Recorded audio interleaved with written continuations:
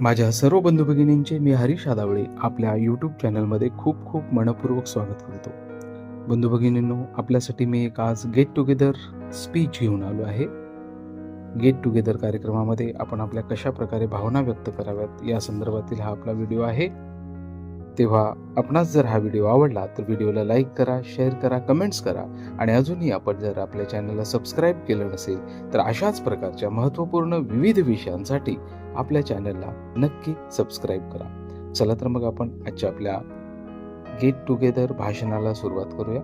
मैत्री काळाच्या पलीकडची गोष्ट. आदरणीय माझ्या जिवलग मित्रमैत्रिणींनो, आज या क्षणी समोर पाहताना डोळ्यांना विश्वास बसत नाही आणि मनाला एकच प्रश्न पडतो, आपण खरंच इतकी वर्ष वेगळे कसे काय होतो? कारण चेहऱ्यावर आज थोड्या रेषा आहेत, केसांमध्ये थोडी पांढरी चांदी आहे, पण नजर मात्र अजूनही त्या शाळेच्या वर्गातच अडकलेली आहे. काळ पुढे गेला, आपण मोठे झालो, स्वप्नांना पद पोस्ट मिळाल्या, पण वर्गमित्र समोर येताच सगळे मोठेपण गळून पडले. मित्रांनो, आठवते का ते बालपण जिथं आयुष्य फार हलकं होतं, पिशवी जड होती पण मन मोकळं होतं. एक डबा 5 जणांचा, एक वही सगळ्यांची, एक चूक सगळ्यांची आणि शिक्षा मात्र एका बिचाऱ्याची. ते दिवस ना परफेक्ट होते ना आयुष्याला फिल्टर होता, तरीही तेच दिवस आज सगळ्यात सुंदर वाटतात. आज आपण यशस्वी आहोत, कुणी मोठ्या पदावर, कुणी मोठ्या शहरात, कुणी मोठ्या जबाबदाऱ्यात.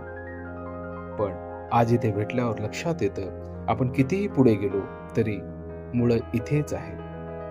एक शेर आठवतो, पद, पैसा, प्रतिष्ठा मिळाली, नाव मोठं झालं शहरात, पण वर्गमित्र भेटताच मन परत गेलं त्या वर्गात.